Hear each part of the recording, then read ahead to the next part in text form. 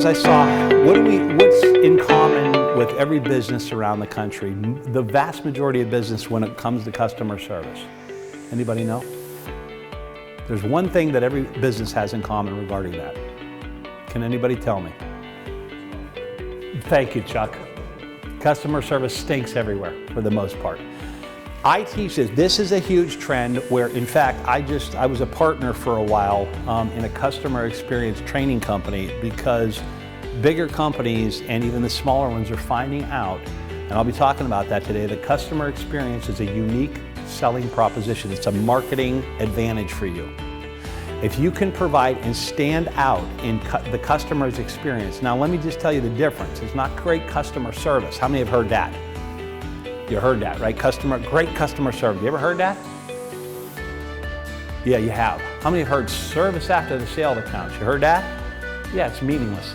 Nobody believes it anymore. Nobody cares about it because it's bad everywhere. And it's been so overused.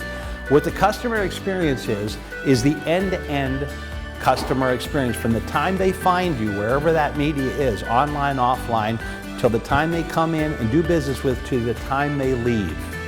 That is the customer experience, the end-to-end experience. That whole experience, if you can make that stellar, not only will you get more customers, you will get more market share and make more money, and your business can skyrocket just because of that.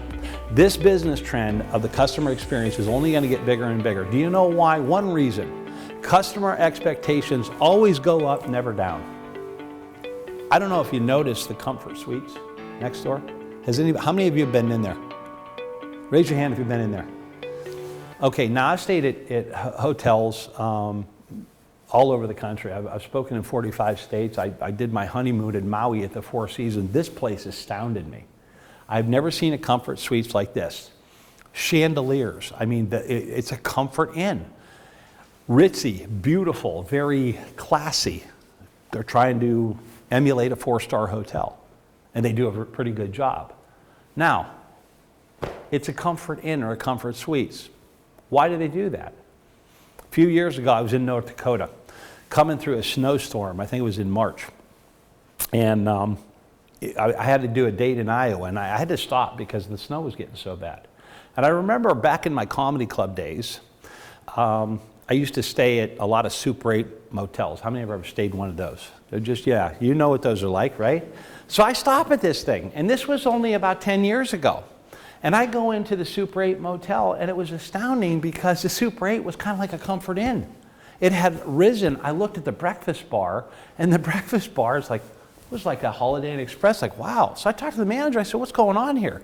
I said, I've stayed at a lot of these things. It's like I've never, said one thing, customer expectations always go up, never down. If we were going to compete, we had to raise the bar on our service in our Super 8 hotels. I went to the room. The room had been upgraded. It's amazing. So keep that in mind. Customer expectations are high, and they're going to keep going higher, especially.